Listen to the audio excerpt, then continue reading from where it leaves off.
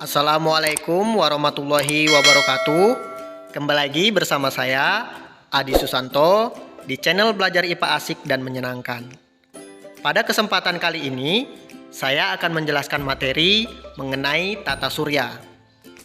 Untuk adik-adik dan sobat-sobat pembelajar yang belum subscribe, silahkan bantu channel saya dengan cara like, subscribe, share, and comment. Langsung saja kita masuk ke materi. Silahkan ditonton videonya. Tata surya adalah susunan benda-benda langit yang terdiri atas matahari sebagai pusat tata surya. Tata surya sendiri terdiri dari matahari, planet, asteroid, satelit, meteorit, dan komet. Matahari itu sendiri merupakan bintang yang berupa bola gas panas dan bercahaya yang menjadi pusat sistem tata surya. Matahari memiliki 4 lapisan, yaitu yang pertama adalah inti matahari, yang kedua adalah fotosfer, yang ketiga adalah kromosfer, dan yang keempat adalah korona. Selanjutnya, planet. Planet adalah benda langit yang tidak dapat memancarkan cahayanya sendiri. Mungkin adik-adik ataupun sobat-sobat pembelajar sudah mengetahui apa-apa saja itu planet. Jadi di sini saya akan melihatkan planet dari yang terdekat ke matahari sampai ke planet yang terjauh dari matahari. Planet yang pertama adalah Merkurius. Selanjutnya, planet yang kedua Venus. Planet yang ketiga adalah Bumi. Planet yang keempat adalah Mars. Planet yang kelima adalah Jupiter. Planet yang keenam adalah Saturnus. Planet yang ketujuh adalah Uranus. Dan planet yang kedelapan adalah Neptunus. Selanjutnya ada yang dikatakan sebagai asteroid. Asteroid itu merupakan potongan-potongan batu yang mirip dengan materi penyusun planet. Sebagian besar asteroid terletak di daerah antara orbit Mars dan Jupiter, yang disebut dengan sabuk asteroid. Selanjutnya ada komet. Komet merupakan benda langit yang mengelilingi matahari dengan orbit yang sangat lonjong. Pengelompokan planet yang A, Bumi sebagai pembatas. Planet dikelompokkan menjadi 2, yaitu planet inferior dan planet superior. Di sini ada animasinya, animasi antara planet inferior dan planet superior. Jadi, planet inferior itu adalah planet yang orbitnya berada di dalam orbit bumi. Yang termasuk ke dalam planet inferior adalah Merkurius dan Venus. Sedangkan planet superior adalah planet yang orbitnya berada di luar orbit bumi. Yang termasuk ke dalam planet superior Mars, Jupiter, Saturnus, Uranus, dan Neptunus. Selanjutnya yang B, asteroid sebagai pembatas. Planet dikelompokkan menjadi 2, yaitu planet dalam dan planet luar. Planet dalam, planet yang orbitnya di dalam peredaran asteroid. Yang termasuk ke dalam planet dalam adalah Merkurius, Venus, Bumi, dan Mars. Selanjutnya, planet luar adalah planet yang garis edarnya berada di luar garis edar asteroid.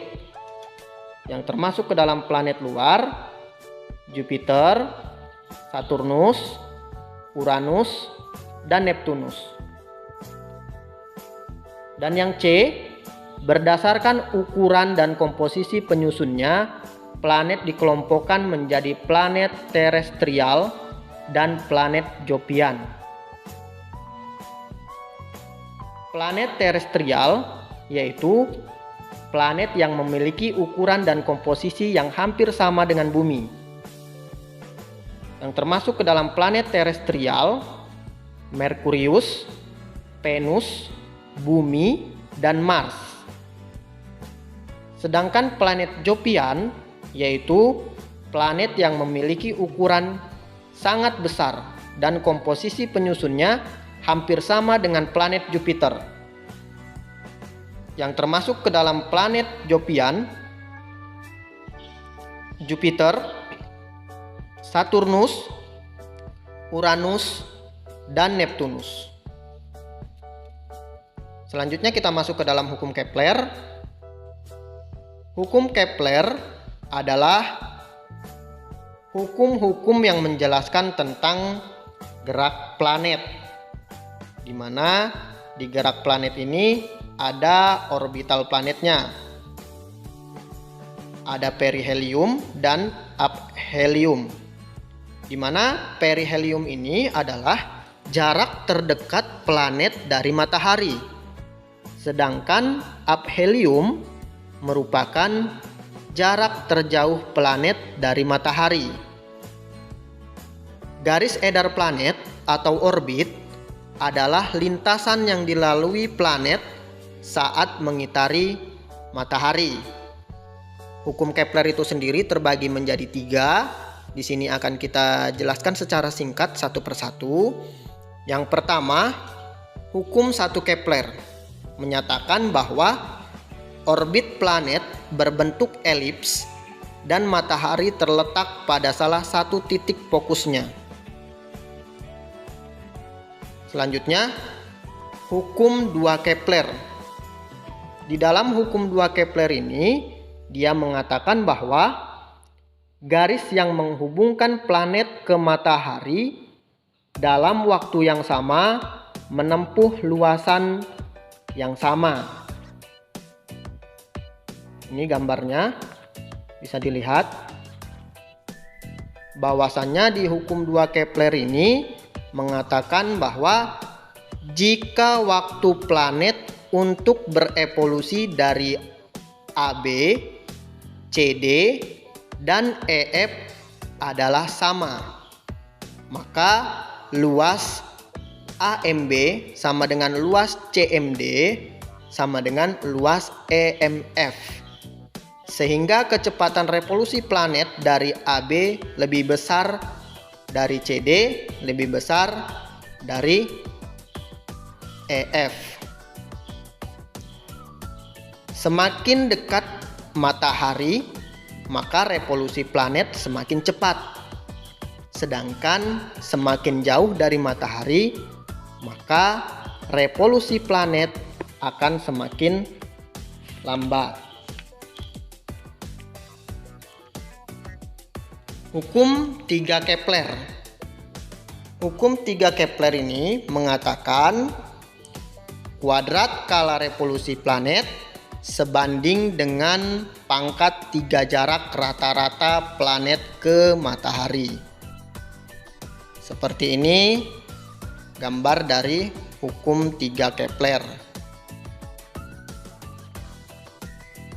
Dapat dilihat rumusnya di slide ini,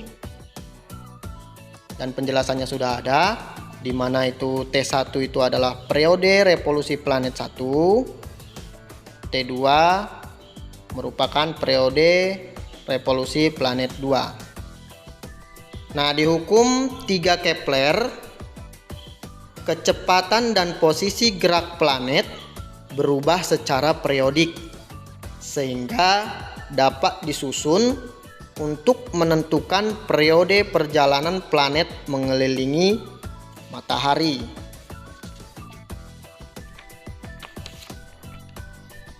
Ini merupakan gambar dari gerak semu tahunan matahari. Di mana nanti di sini ada tanggal-tanggal tertentu yang menjelaskan mengenai matahari. Di tanggal 21 Maret, dilihat dari bumi, matahari tepat berada pada garis khatulistiwa 0 derajat. Karenanya, matahari seolah-olah terbit tepat di sebelah timur. Demikian pula, matahari seolah-olah tenggelam tepat di sebelah barat. Di tanggal 21 Juni, dilihat dari bumi, matahari tampak berada pada 23/2 derajat lintang utara. Karenanya, matahari seolah-olah terbit agak sedikit bergeser ke utara. Di tanggal 23 September, diamati dari bumi, matahari tampak kembali berada pada garis khatulistiwa. Akibatnya, matahari seolah-olah terbit tepat di sebelah timur. Di tanggal 22 Desember, matahari tampak berada pada 23/2 derajat lintang selatan. Jika dilihat dari bumi, hal ini menyebabkan matahari seolah-olah terbit agak sedikit bergeser ke selatan.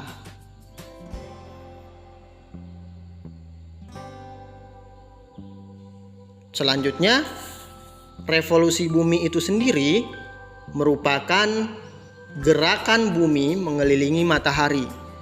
Dengan adanya revolusi bumi, maka yang terjadi, yang pertama, terjadinya pergantian musim di bumi.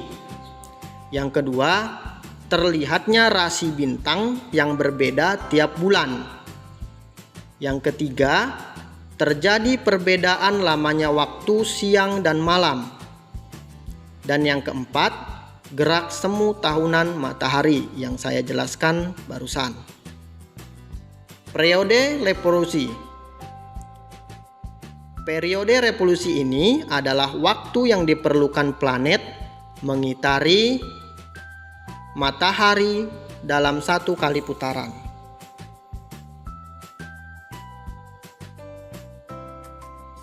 Di sini dilihatkan bahwasannya ada siang dan ada malam. Pada saat berotasi, tidak semua bagian bumi mendapatkan sinar matahari. Bagian bumi yang mendapatkan sinar matahari mengalami siang seperti di slide ini. Sementara itu, bagian bumi yang tidak mendapatkan sinar matahari mengalami malam. Ini merupakan akibat dari rotasi bumi. Akibat dari rotasi bumi yang pertama ini adalah pergantian siang dan malam. Yang kedua, perbedaan waktu di bumi yang garis bujurnya berbeda. Yang ketiga, gerak semu harian matahari. 4. Bentuk bumi menggelembung pada khatulistiwa dan tepat pada kutubnya. Dan yang kelima, perubahan arah angin di khatulistiwa. Rotasi ini sendiri merupakan perputaran bumi pada porosnya. Dan ada juga periode rotasi adalah waktu yang diperlukan planet berputar pada sumbunya 1 kali putaran. Cukup sekian penjelasan materi pada kali ini mengenai tata surya. Mudah-mudahan adik-adik serta sobat-sobat pembelajar mudah untuk memahaminya. Saya akhiri. Assalamualaikum warahmatullahi wabarakatuh.